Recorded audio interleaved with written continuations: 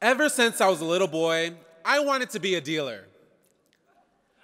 Wait, let me stop you before you get the wrong idea. I wanted to be a dealer in a casino. I had my eyes set on Las Vegas. The casinos, the bright lights, and the poker tables. You may be thinking, what a weird job for a small boy to dream about, but I was fascinated. The thought of being in control of the outcome of a game was everything I could ever want. As the years went by, I realized it was more powerful to know how to play the cards you've been dealt instead of being the dealer. The more you think about it, our lives can be related to a card game, knowing when to ante up and when to cash in. But before you can do that, you need to know the rules of the game.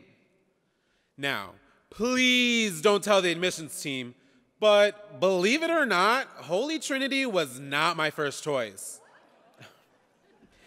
I wanted to attend a CPS selective enrollment school on the north side. Through the CPS admissions process, I was recommended as a candidate for principal's discretion. I thought to myself, finally, I've been dealt a good hand, a flush, a full house, or maybe even a four of a kind. But I was wrong. I gathered all the materials needed in order to apply to only find out that my application was lost in the mail. And having already missed the deadline, I could not resubmit my application. Thank you, United States Postal Service. This is when I had to re-ante up and wait for my next hand. For those of you who do not know, before Holy Family Academy closed, it was located across the street from HT. Why am I telling you this? My mom, a Holy Family alum, still held deep-seated opinions about HT.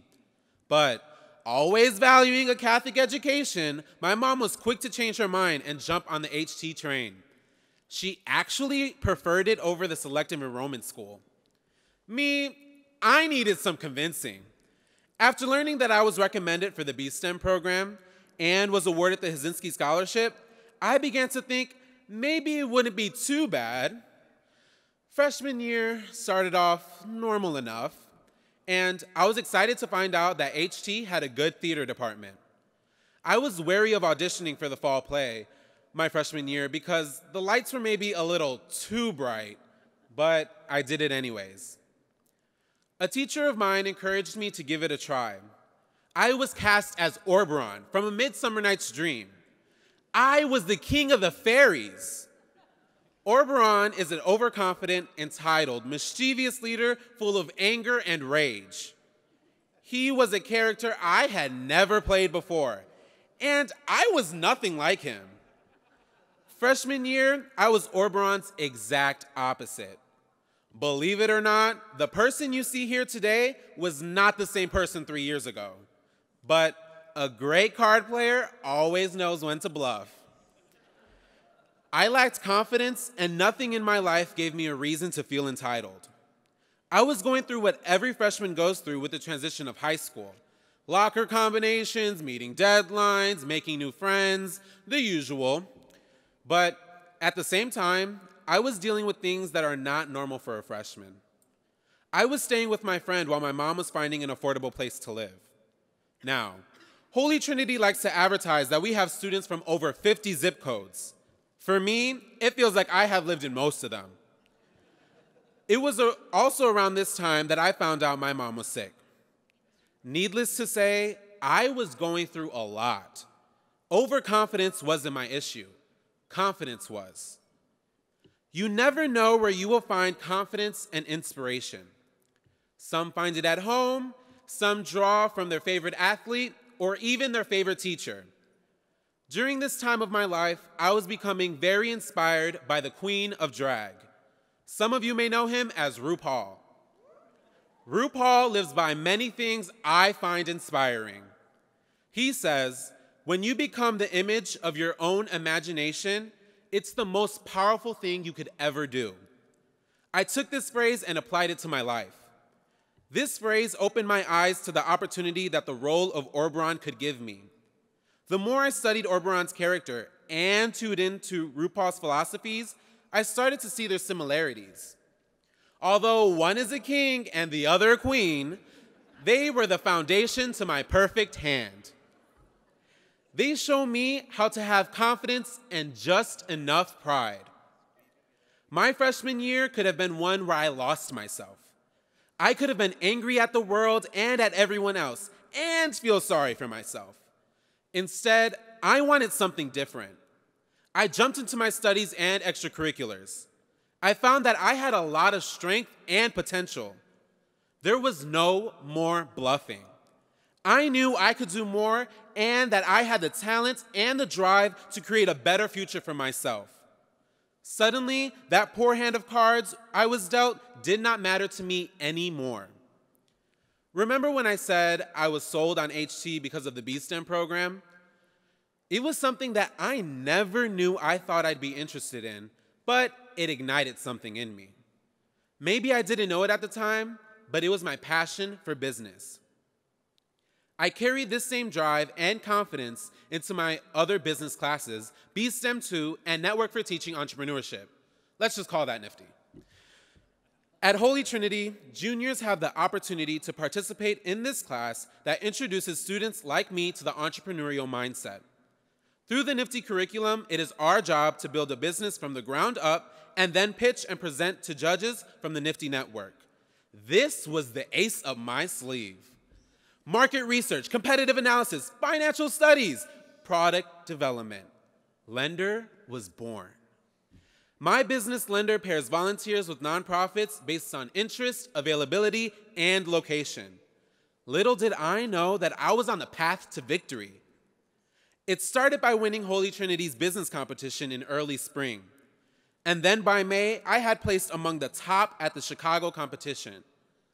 Finally, last fall in New York City, out of more than 20,000 students from across the US, I won first place in the competition.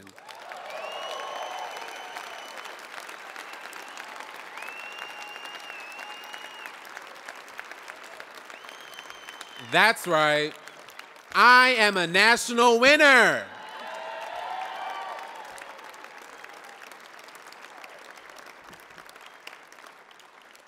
I never thought I would say that.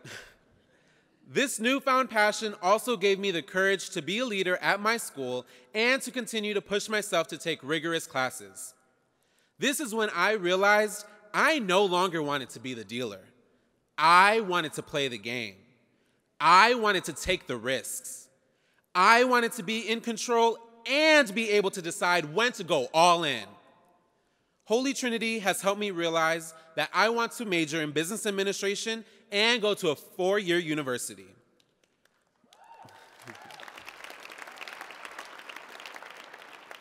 The last 4 years have been filled with moments and memories, some that are vivid and some that get lost in the shuffle. It's hard to pick a specific one because they all play a dynamic role in shaping who I have become. Holy Trinity has opened many doors for me and given me extraordinary opportunities, but I am equally thankful for the relationships that I will take with me after I graduate in May.